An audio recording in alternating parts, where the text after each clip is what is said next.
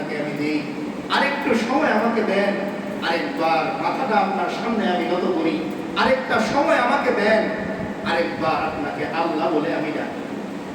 দেখবেন বাড়ি থেকে যখন সন্তানটা দূরে কোথাও চলে যাবে না, সে যাওয়ার সময় বারবার পেছনের দিকে তাকায়, দেখে তার মা তার উকি দিয়ে দিয়ে দেখে, সেও চলে যায়, চিন্তা করে আরেকবার তাকিয়ে দেখি তো আমার মা আমাকে দেখে কিনা। সে একটু মাথাটা নিচু করে একটু হেলিয়ে পেছনের দিকে যখন তাকায়, দেখে তার মাও পেছন থেকে তার উকি দিয়ে দেখতেছে। তো ঠিক তেমনি বান্দাটাও যখন মৃত্যুর শেষ মুহূর্তে চলে যায়, তখন সে আরেকবার উকি দেয় আসমানের দিকে আর বলে, রব্বির জিয়াউন, ও আমার রব, একটা সুযোগ আমাকে শুধু দেন। সারা জীবন কত সময় আমি পেয়েছি, একটা সিজদা আপনাকে আমি দিইনি, আজকে আমাকে একটা সুযোগ দেন, একটা সিজদা আপনাকে দিয়ে আসি, একটা সুযোগ আমাকে দেন, একটা রূপ আমি দিয়ে আসি, একবার আপনাকে আল্লাহ বলে শুধু দেখে আসি। তখন আল্লাহ তাআলা কি বলেন? আল্লাহ রব্বিল জীবন যখন বলে, তো বান্দা কারণও বলে যে আল্লাহ সুযোগটা কেন চাচ্ছি, এখন কি আমি আর মিথ্যা কথা বলবো না, এখন কি আমি আর সুদ খাবো না, ঘুষ খাবো না, এখন কি আমি আর অন্যায় করবো না, অবিচার করবো না।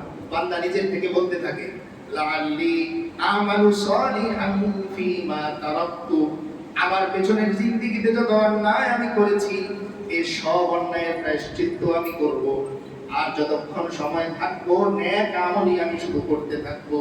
কিন্তু তখন আল্লাহ তাআলা কি বলেন? কাল্লা, ও বান্দা, আজকে আর তোমার জন্য সময় বাজে নেই। এতদিন পর্যন্ত তোমাকে আমি হায়াত দিয়েছিলাম আমাকে ডাকার জন্যই, মসজিদে আজান হতো আমার সামনে যে তোমার রুকু দেওয়ার জন্য, সিজদায় লুটিয়ে পড়ার জন্যই, তোমার মসজিদের সামনের দেয়ালে তাসবিহ ঝোলানো থাকতো, তাসবিহটা হাতে নিয়ে আমাকে একটু গোনানোর জন্যই, আমাকে একটু ডাকার জন্যই, তোমার ফোনের মধ্যেও একটা সূরা ডাউনলোড করা থাকতো শোনার জন্য, ডাউনলোড ঠিকই করি কিন্তু আমি আর শুনি না, থেকে যায়। সেদিন সব আল্লাহ মনে করিয়ে দিবেন যে বহু প্রস্তুতি তোমার ছিল, সব করে একটা জায়নামাজ কিনেছিলে এটার মধ্যে নামাজ পড়বে বলে, কিন্তু জায়নামাজ আজ অবস্থায় শোকেসের মধ্যেই থেকে গেল, তুমি আর নামাজ পড়লে না। একটা তাসবিহ খুব শখ করে মক্কা শরীফ থেকে নিয়েছিলে, এটা দিয়ে তাসবিহ করবে, তাসবিহ ঠিকই ঘরের মধ্যে ঝোলানো থাকলো, তুমি আর আমারে ডাকলে না।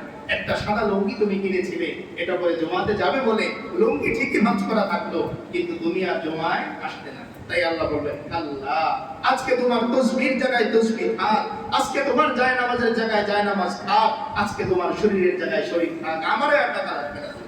আল্লাহ আল্লাহ তাআলা পরে বলেন, ইন্নাহা কালিমাতুন হুয়া কাইলুহা, বিপদে যখন পড়ে তখন পৃথিবীর সব মানুষই বলে আরেকবার সুযোগ আমাকে দেয়া।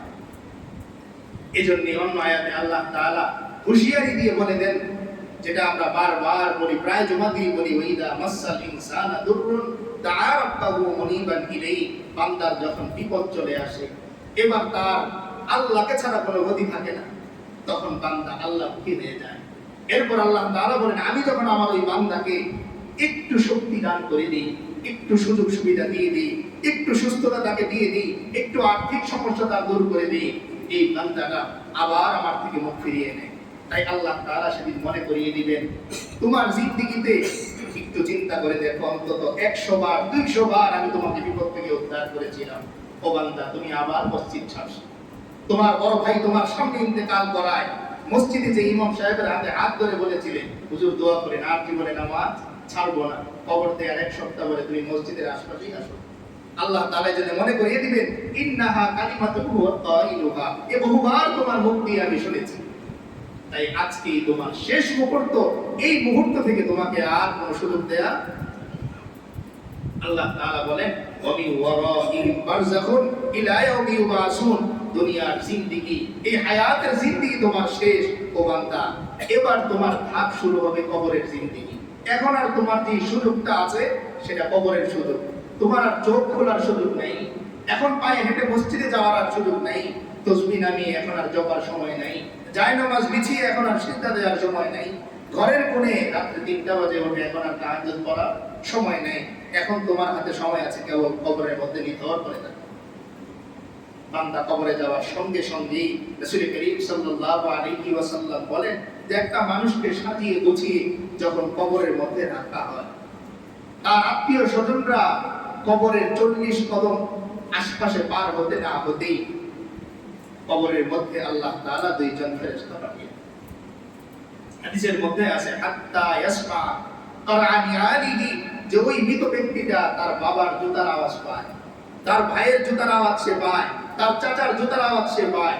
এমন সময় দুইজন ফেরেশতা তার কবরের মধ্যে চলে আসে। এরপর তারে সোজা করে বসায়, বসিয়ে এরপর তাকে প্রথম জিজ্ঞাসাই করে, মার রব কোথা, বলো দেখি তোমার রবকে। ওমা দীনুকা, বলো তোমার দুনিয়ার আদর্শ কি ছিল। ওমান নবিয়ুকা, বলো তোমার নবী কে ছিল। আমার কাছে এই প্রশ্নগুলো বারবার শোনায়, খুব সহজ মনে হয় যে মার রব কোথা প্রশ্ন করার সাথে সাথেই বলে দিব আমার রব আল্লাহ। কবরে বাংলায় উত্তর দেওয়ার কোনো সুযোগ নেই। কবরে বাংলা চলে না, কবরে কি চলে না, বাংলা চলে না। জিজ্ঞেস করে মার রব কোথা, উত্তর দিতে হবে রব্বি আল্লাহ। আমরা অনেকে মুখস্থ করে রেখেছি, জিজ্ঞেস করার সাথে সাথেই উত্তর দিয়ে দিব। এত সহজ, এত সহজ যদি হইতো তাহলে আম্মা জান খাদিজা রাদিয়াল্লাহু তাআলা আনহা ইন্তেকালের আগ মুহূর্তে কাটা মুরগির মতন, গলা কাটা মুরগির মতন ছটফট করতেন না। আল্লাহ রাসূল সাল্লাল্লাহু আলাইহি ওয়াসাল্লাম এসে জিজ্ঞেস করছিলেন, খাদিজা এত কান্নার কারণ কি?